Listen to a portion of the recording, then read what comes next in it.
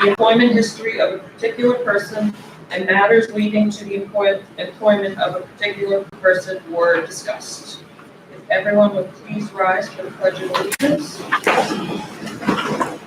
The flag is behind you. I pledge allegiance to the flag of the United States of America and to the republic for which it stands, one nation, under God, indivisible, with liberty and justice for all. If you would all please remain standing for a moment of silent reflection.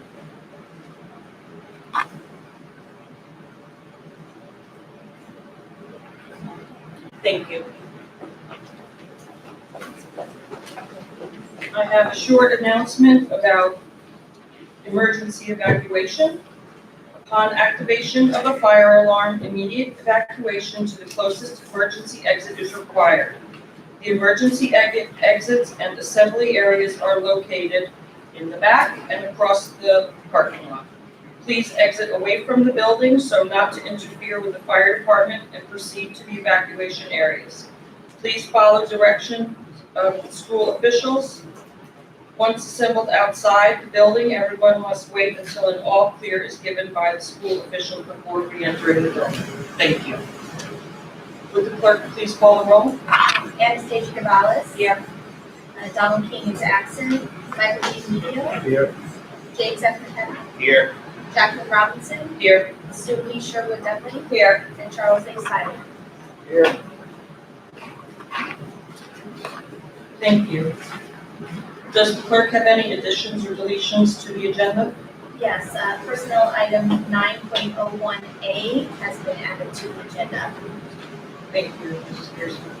The next Board of Education meeting will be held on Tuesday, November 5th at 6:30 p.m. in the Intermediate School Music Room and will be a regular meeting.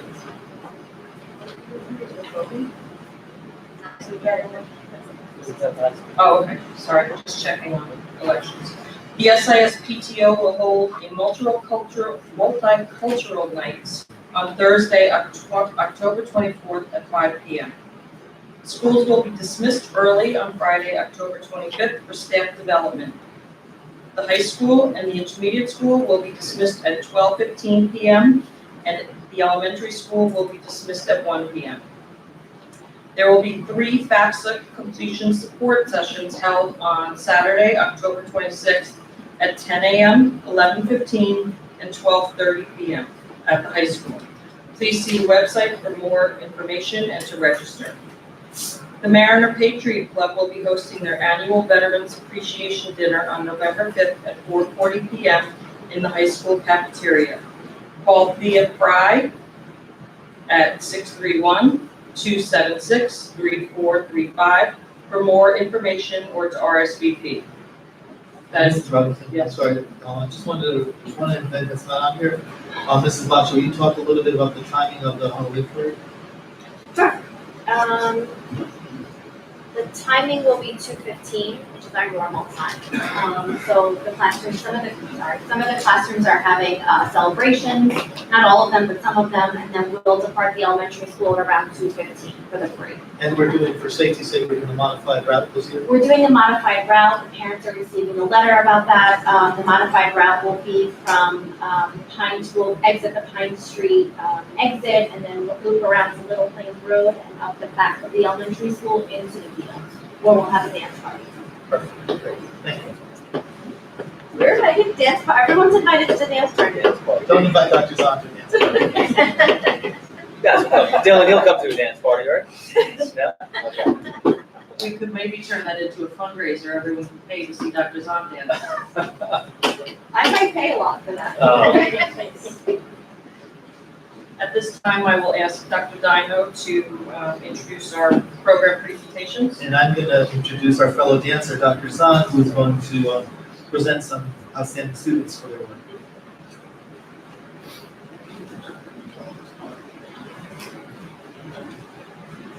Thank you very much, Dr. Dino, Board of Education members. Also, one other event that is coming up that I just want to bring to everyone's attention, and one of the reasons why we're here celebrating our students is that we do have our College and Career Readiness Day taking place next week. That's Wednesday, October 30th So that's a day that we have all sorts of great things planned for our students. Our students in 9th grade will be taking an 8-9 PSAT.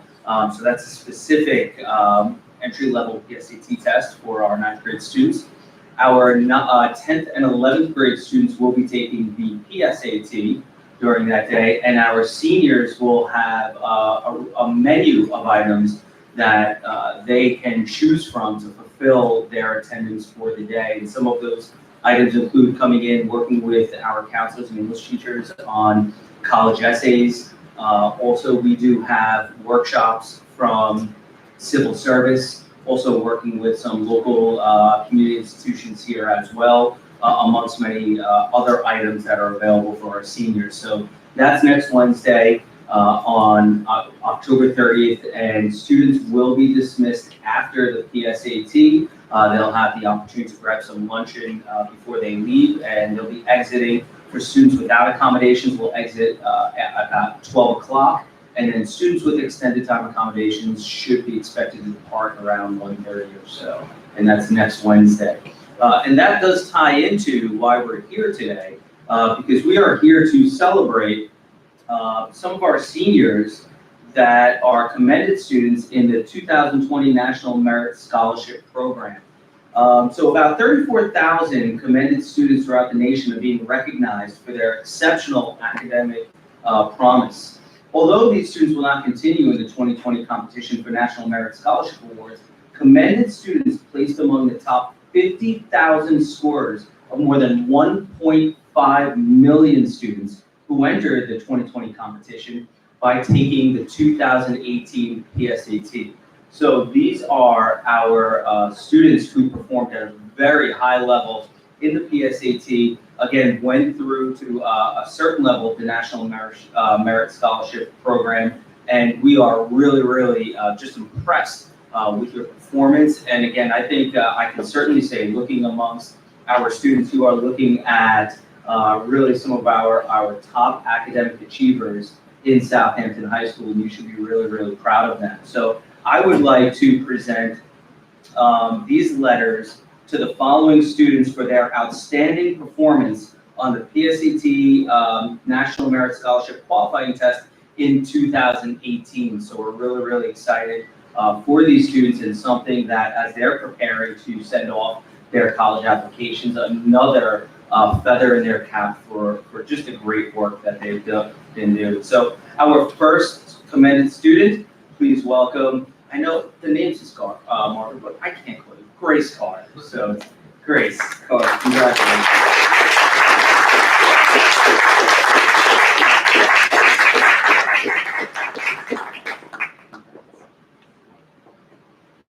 Please give a hand and congratulate Dylan Halsey.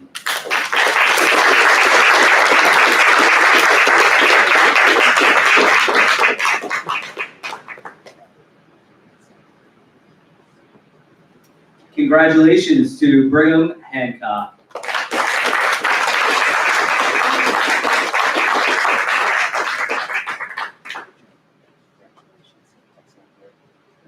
And for those that do not know, Brigham actually serves as this year's Voice of Southampton. He does complete our morning announcements, and normally I get to hear those in the office, and I just get to hear him speaking. But the other day I was actually out during the announcement period, and I have to tell you, you have a great voice for the PA and the radio. So definitely something, he has done a fantastic job with our announcements. So really good job to our Voice of Southampton this year. Congratulations to Grace Kearns.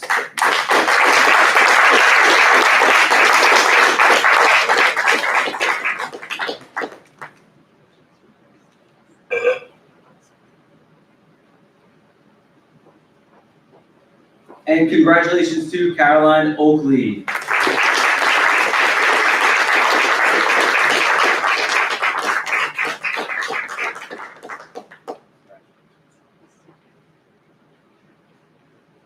Not present, but we would also like to congratulate Taylor Ginsburg. So Taylor, congratulations. So once again, to Dr. Dino, Board of Education members, certainly something that we are very proud of. Parents, you should be very proud of your children for, again, the work that they've completed, not only in the everyday grind of high school, but again, just another feather in their cap for the outstanding performance on the PSAT and their participation in the National Merit Scholarship Program. So congratulations, and continue the hard work during this, I know, very challenging time of college applications and senior year. So great work. Thank you very much.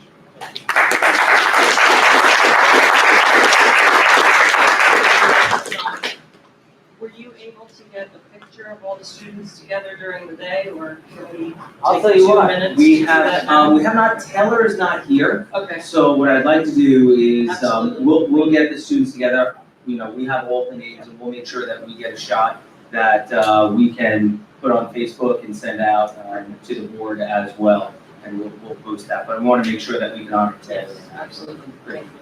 Well, congratulations to all of you students, very well done. And parents, congratulations to you as well, because it's not easy getting your kids where they are. And we would like you to stay for the rest of the meeting, but don't feel like you're obliged. They only last 7 hours. Thank you for coming.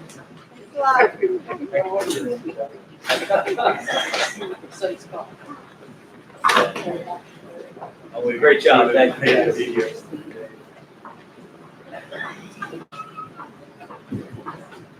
And thank you for that. Thank you. Anything else, Dr. Dunn?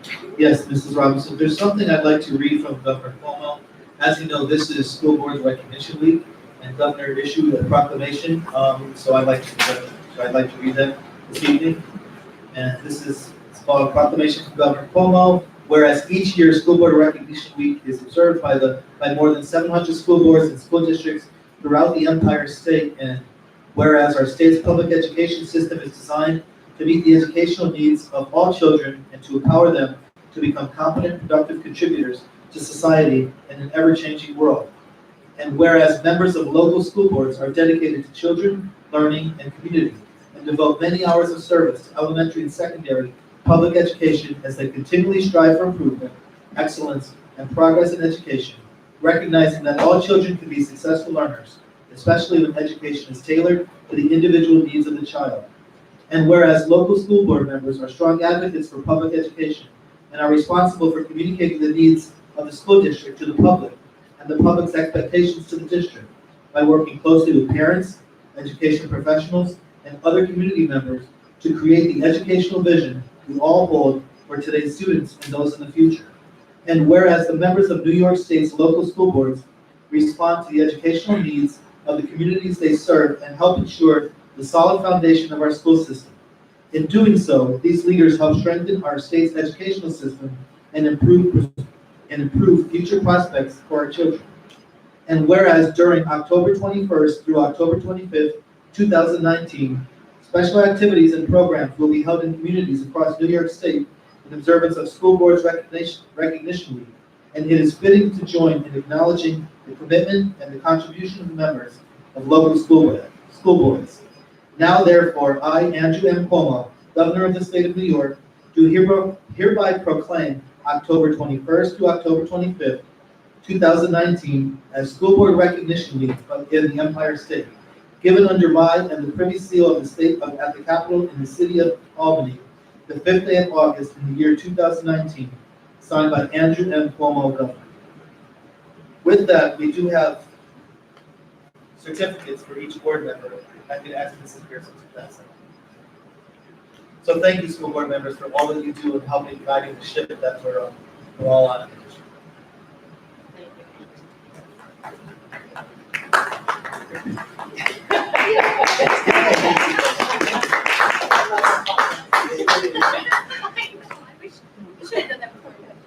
Yeah, you should have. You're absolutely right. Next year.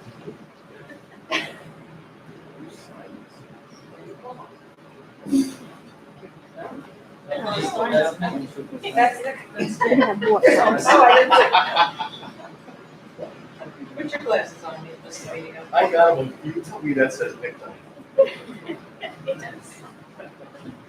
At this time, I would like to move on to our work session discussion topics. Yes, and we have one topic this evening, and it's by Mr. De Silva. And as you know, in Facilities Committee and through several times we've had discussions, we're curious about the work that's currently being done, the work that needs to be done, where we're going to get the funding for the work. And Mr. De Silva has volunteered to give us kind of a presentation of his vision of where we need to go within the next few years in the district.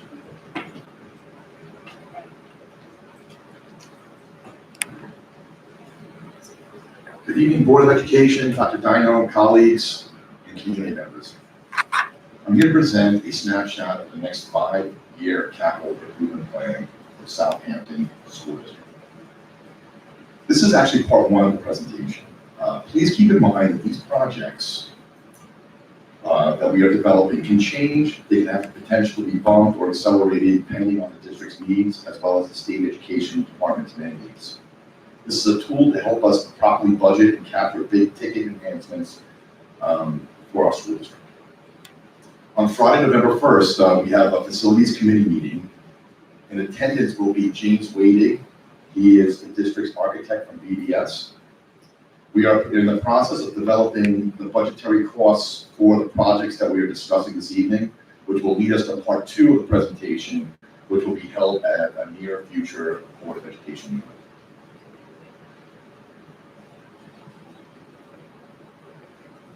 Actually, the slide. I think Tom's working on the slide, I don't want to go through it. So just to We have in front of us. continue, so year 2020 to 2021, this year's projects are already in place. This is we'd like to break ground sometime July 1st, 2020. We're replacing the 30-year-old unit ventilators on the 3rd floor at the elementary school with a more efficient UV to include a DX coil, which will bring air conditioning to those classrooms. We're also doing the same thing on the 2nd floor at the intermediate school, A wing. So that is already up at the state. We're waiting on approvals on that. As soon as that comes in, we're looking to put it out to bid probably sometime in March. And again, just to be clear, Marcus, it was approved by the voters last May. The approval you're talking about is by state ed approval of the plans. Correct. Yes, this was on the capital vote back in May. The voters approved the climate control. And now we get all our ducks in a row. We're sending them up to the state.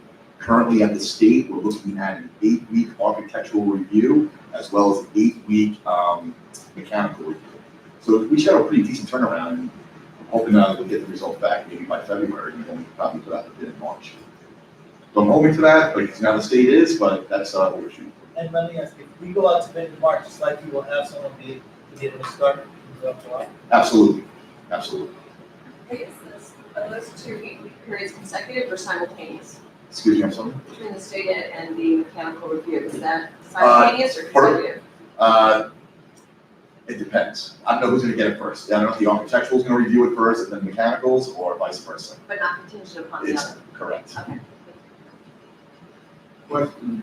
So in addition, yes, Question. Let's say there was a delay in the state approval. What's the latest you can put it out to bid and still get the work done over the summer? well, it won't take long. I mean, the policy is what, like 40 days, you have to put it out to bid in the paper. And from that point on, we could bid, so we could bid all the way up until June. And, but the problem is the lead time on those units. So if a unit ventilator might take 16 weeks to fabricate. So we definitely want to get the bid out sooner than later in order to get the equipment that we need to do the job. So if the lead time on a unit ventilator, it can be anywhere from 8 weeks to 16 weeks. And Marcus, in contractors' world, are these considered little jobs or big jobs? The way we're breaking it down into our phases, we're looking at probably doing 11 classrooms at the elementary school. That's the whole 3rd floor. And then roughly about 11 classrooms at these. It's considered a small project in contractor world. So are we less likely to get a contractor to take this on because it's a smaller project? I don't think so, no. We can either do something with the county contract if we have to, or a state contract, or we can put it out the bid and try to get better numbers. We have definitely options. I don't see a problem with us getting the work done. Could I ask you a question? So again, let's make sure I got that clear. So we have 8 weeks for mechanical review, 8 weeks for state review. Provided that we meet that, then it will be, we can go to bid for 40 days. Well, you have to post in the paper for what is it, Gene, 10 days? We post about 10 days, we have to post. And then we'll set a date for opening the bids. Again, if we talked about, so if we were for any reason miss the July 1st or close the school window, what happens? We could go with night work. So now we'll just take care of the jobs at night and work it throughout the course of the school year. So the school classrooms can function during the day while this. Correct. We could save off everything. Maybe it'll slow the project down a little bit, but we'll still get it done within the school year. These units on the roof or in the ground? They're actually along the window wall. Where's the main unit? It's the units along the window wall. It's called a unit ventilator. So it's It's not a thing on the roof? condensing unit, yes, but we have to install that. So we might put it on the roof, we might put it on the ground and run condensing on it. But that's right now it's up to review. So if there'll be comments back from the state that we have to make some changes. So we'll know more probably within the next 30 days, I'm thinking, on whatever comments come back.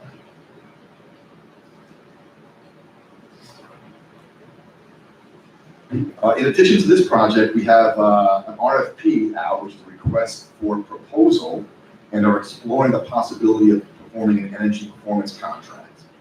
This would include replacing all fluorescent light fixtures district-wide to LED, and possibly replacing older rooftop units that costs us time and money to maintain.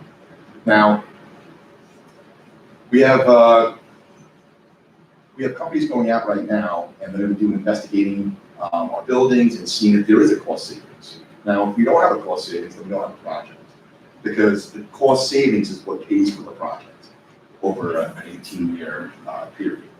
So, as we get more feedback from the ESCOs, which are the energy contractors, and we're working right now with ECG Engineering, the more information we get back from them, we'll know what we have. If we have a project, that'd be great. If we don't have a project, let them find another avenue, possibly for energy savings. Next slide, please. Sorry, I don't have that. Yeah.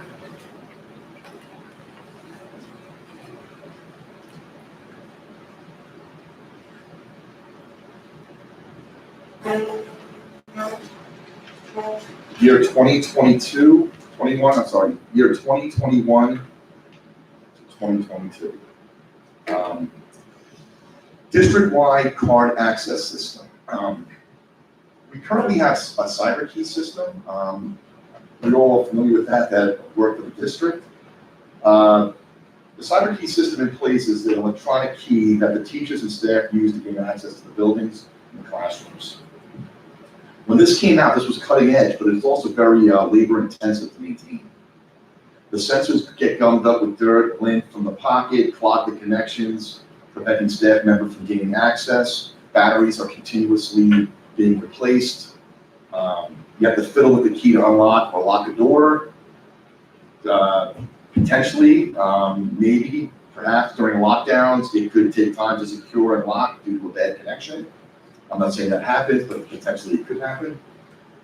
With technology that is in place today, we are proposing a card access control system. You use your ID card, your badge, and swipe it over a controller to unlock the doors. We piloted this on the doors at the new district office, and the end users seem to find it easy and efficient. I haven't really heard too much negative feedback on it. The system can also be added to have single button installed that would allow all doors in the building to be locked down in seconds. This can also be set up for when that happens, the police can be notified without lifting the phone. I mean, there's many possibilities with this technology, and it's pretty much endless. The proposal for this project we rolled out into 2 phases. Phase 1 would maybe start with the exterior doors, and then phase 2 would be the interior classroom and offices.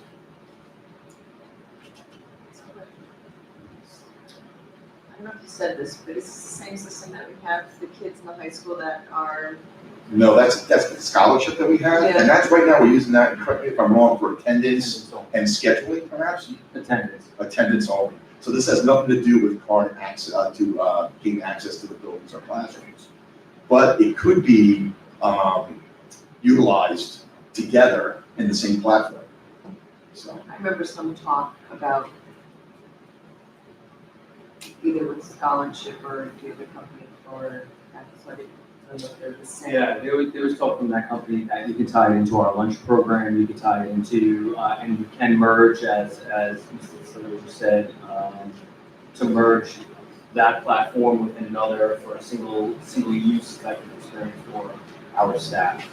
So, Okay, so this card system is strictly for staff, not for students. correct. Access control, it would be, for teachers to get into their classrooms, it would be for administrators or, custodial to get into the building. I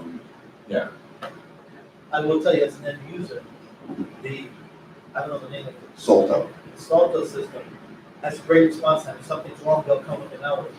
Not so much as true scholarship, sometimes the response time is slow. Not much reliable. So I'm glad that you different companies, and as I said, access to the building is more important than. yeah, can I just comment on that as, I think, Marcus was being very kind in how we described our current key system. Just to give you an example, trying to get in, and this is a daily experience, trying to get in my office today, I have three doors that I can try and access, and it takes me several minutes a day just to try and get a connection going on my key. I almost resorted to climbing through windows today. And I know it sounds funny, but that's where I was.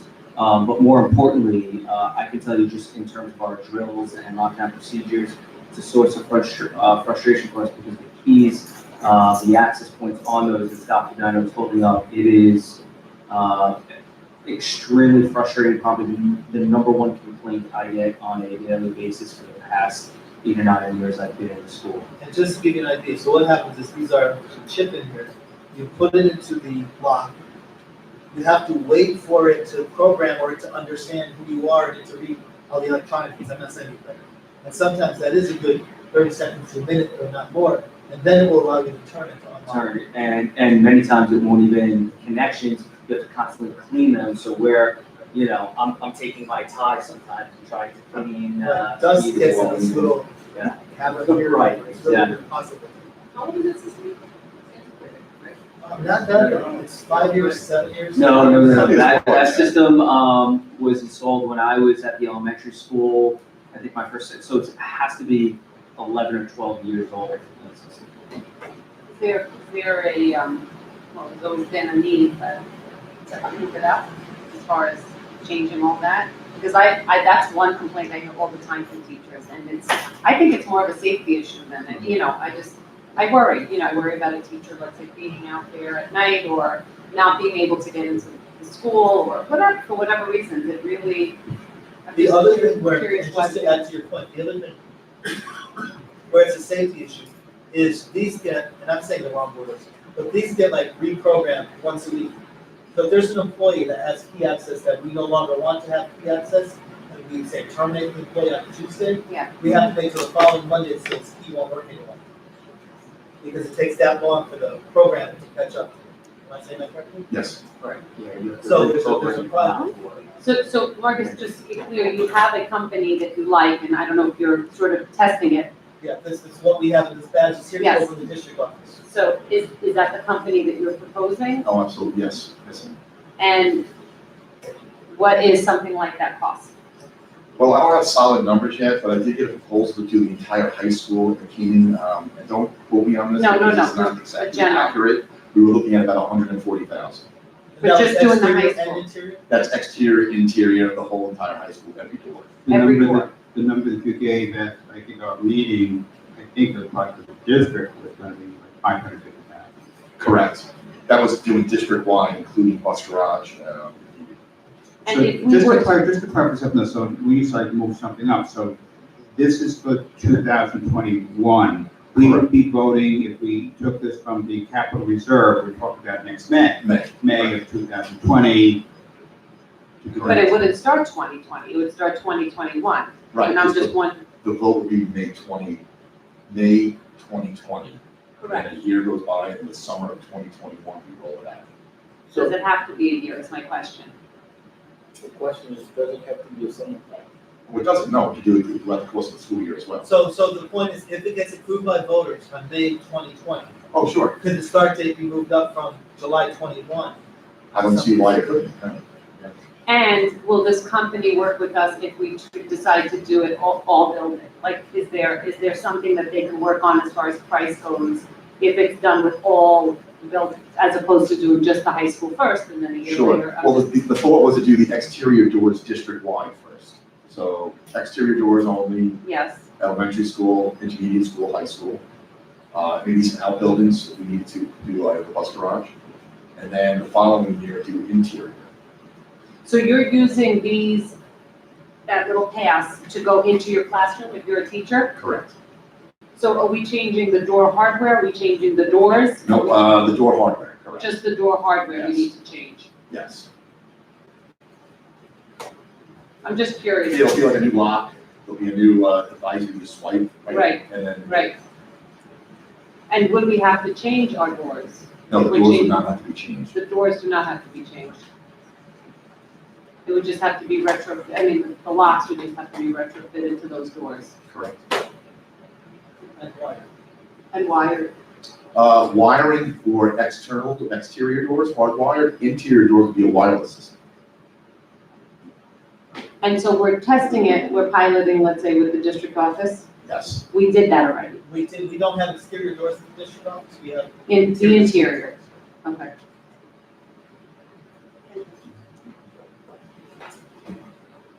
Continuing with the 2021-2022 school year, Southampton Elementary School, we're looking at installing drop ceilings in 23 classrooms in the old section of the building. This was a project that was linked to the lighting project that took place this summer. This will aid in the reduction of energy costs. Currently, the ceilings in the elementary school are about 12 feet high. I guess the thought was to bring a drop ceiling in at 9 foot, save 3 feet of heating and cooling space, especially when we're doing the AC in those spaces upcoming. So that's a project that we're looking to put on the capital vote as well for May. Now, moving down, now the facility committee has discussed a possible elementary school library. We're just in the discussion stage now. We have no conceptual design. We're trying to put the feelers out to see how we're gonna do it. So, Additionally, Jamie's going to determine which is the ideal space for us to have. correct. So we need to, we're in that design idea now, so let's sit with the administrators, the librarians, Dr. Dino, probably the community board members to see what would be the best area, what we're looking to do with the elementary library. So as soon as we meet the principals and the librarian, we'll develop a sound plan and then we'll have to report back on that. We are in discussion with a library there. That came up because of, what was it? I don't know if Jamie wants to, is that just because we are just outdated with our library or Much of it- space-wise? Yeah, so, much of it is outdated, technology is outdated, the space is very small. We're doing more research, the science lab is the technology lab is next door, and we wanted to have more of an environment for the kids to really be involved in both technology and library and perhaps have some sort of maker space. So that's really what we're looking at. It's also about the climate of the building, the room is not good. Yeah. Some books are getting ruined because. Physical climate, right. No waste, that's on the second floor, Right, so right. we're years away. So if we were gonna install, just hypothetically speaking, if the library is gonna stay in that space, the unit ventilator installed with DX coil that will provide air conditioning to the second floor would happen actually at the same time as just about 2021, 2022. You'll see that on the next slide. But if we move to the first floor, it's fine too. We could just, we could move things around, to make it work. So we only impact the space once. Yeah, I really don't think the current library has enough square footage to do what the futuristic library needs to do. But I would hate to do climate control the first year and then find out the space we're enlarging it, we're changing it. Sure. We're reconfiguring it, and then we have to then spend money to reconfigure, Sure. ducts or whatever we're doing, equipment. Over at the intermediate school, we have two smaller RTUs, which are rooftop units. These provide heating to the boys and girls locker room. They are, we need to really maintain those and replace them. The maintenance that we spend on those units is very time consuming. We're continuously up there, changing the filters, reprogramming them, they keep on knocking out. They're pretty dated. But if we might be able to capture that under the energy performance, if that does go through, which is that the energy performance contract, we might be able to capture that under that. If not, we will budget accordingly to replace those units. Those are smaller units, they're not big ticket items, but they definitely have on our radar. Over at the high school, the auditorium reno is a big project, and depending on how far and deep we get into the design, this could be a big ticket item. Therefore, we recommend breaking this down into 3 phases. First phase would be ceiling, flooring, and seating replacement. Right? So if you do the ceiling, we pull the chairs out of the way, and do the ceiling work, and then we also do the floor at the same time. And then the next phase of work, which I'll see on the later slide, would be walls and probably theatrical lighting. And then the third phase of the project, the following year, would be stage rigging curtains. I have no problem with dividing into phases, as long as it's all planned out with one concept in mind. Oh, absolutely. So fully design the project, and then we chop it up in order to get the project done. So.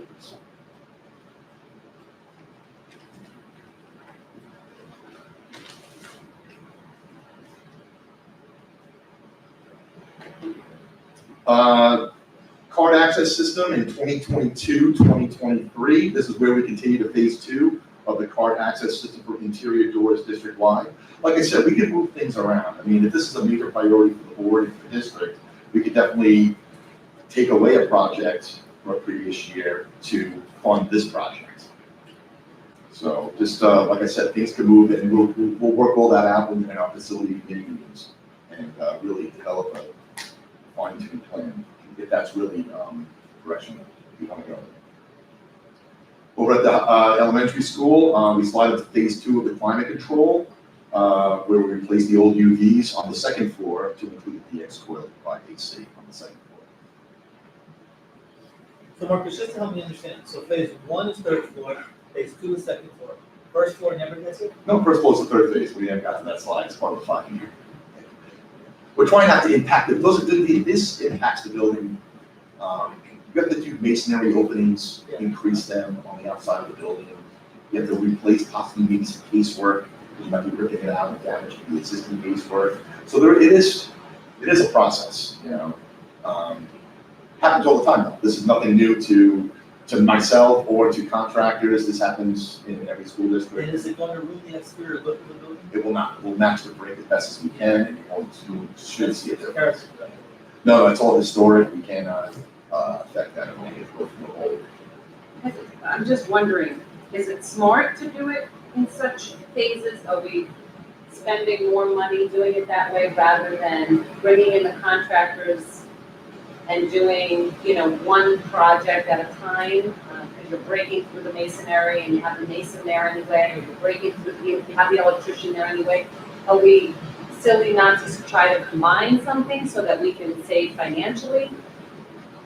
The budgetary number for the 3rd floor is 1 point, and the budgetary number for the elementary school and for the intermediate school 2nd floor is $1.8 million.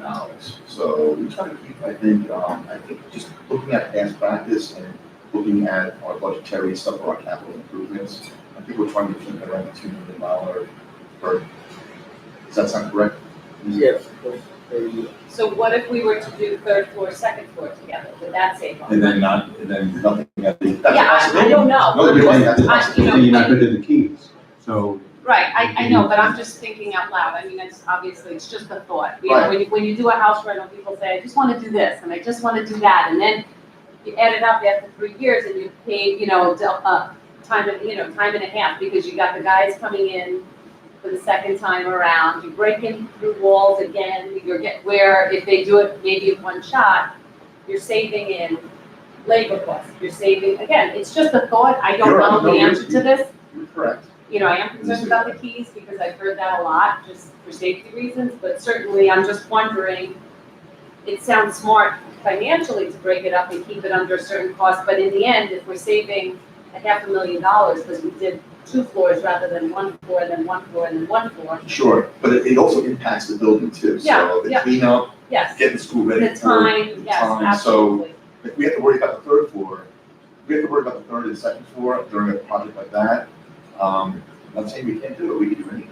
Many Well, ways the to other go thing, about that. just to add to that, I understand the point, but if our goal is to still hold summer programs, we have to make sure the building's operational, 12 months of the school year as well. So we couldn't close it for summer to do the whole building, we have to make sure the classrooms that can be used for SYAs or our own summer programs.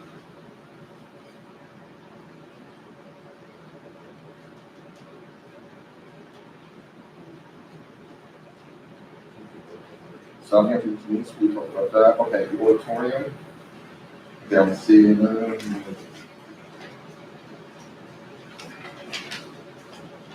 think that athletics, it does that. Yes, well, at the intermediate school, okay, now we're looking at the first floor in the A wing.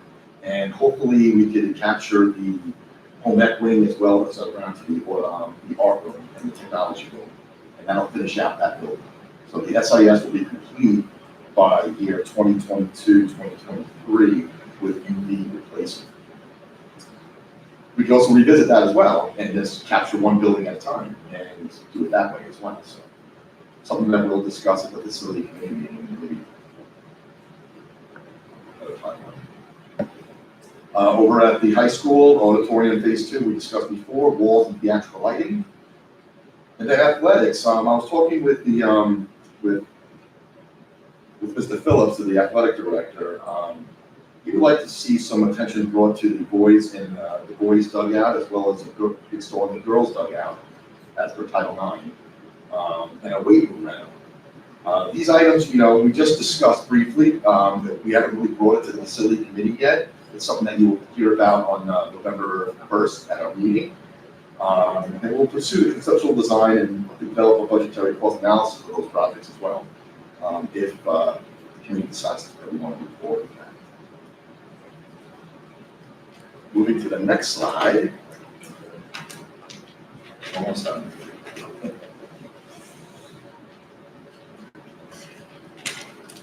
Southampton Elementary School, this will be the third phase, possibly, to do climate control, and this would wrap up the first floor of the elementary school by bringing air conditioning to those spaces as well. Phase 3 would be the auditorium, stage curtains and rigging, and that would complete the auditorium project by 2024.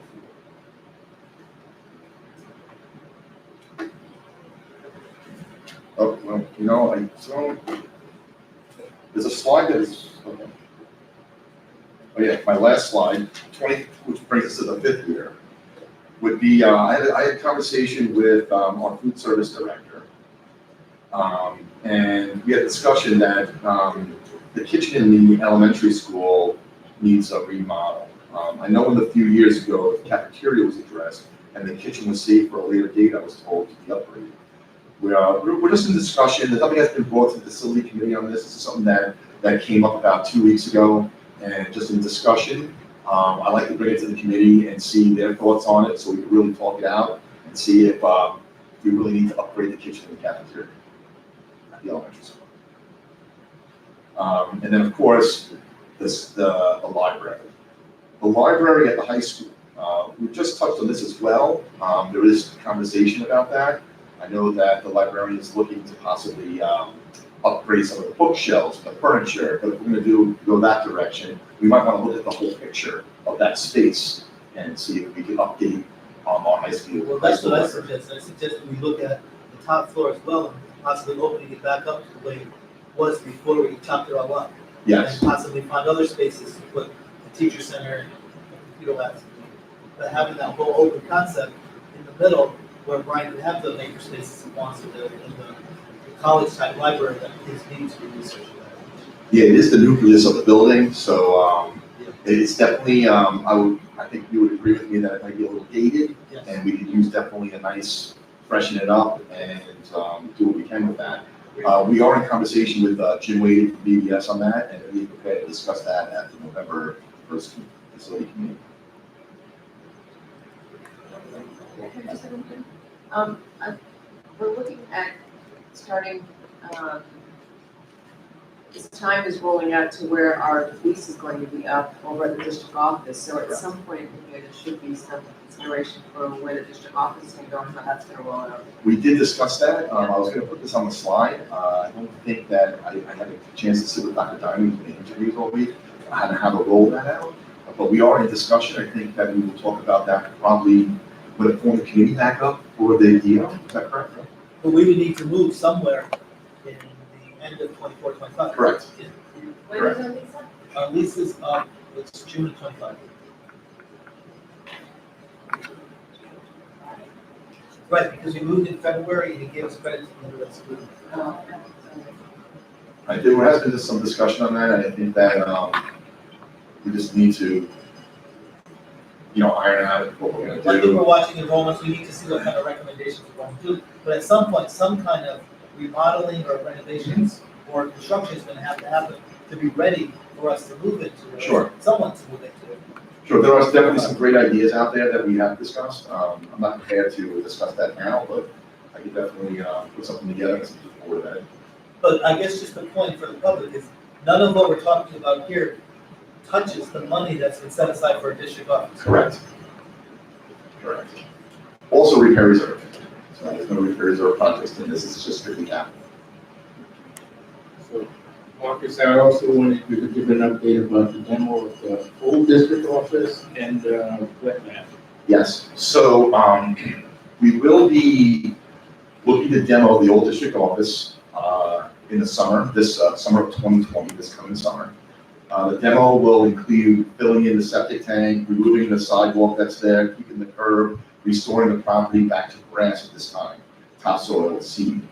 We have our numbers and our ducks in a row. We're just working on the financing for the project. So I'll work with Mr. Mingo, and I guess we'll be able to present that soon.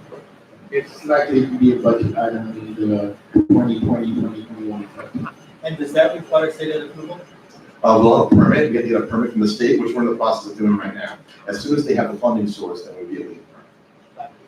Do you have a general idea of how long it's going to take to disassemble it or? Not long. Just- Not long at all. I think the building will be far away. The cost, we talked about an estimated cost of $150,000.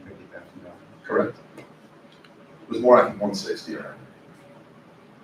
And so, I know that at one point we were talking about, playground for the intermediate school. So that's just gonna be filled in with grass and I don't see a playground, I don't even know if that's even something that the facilities committee was discussing at all.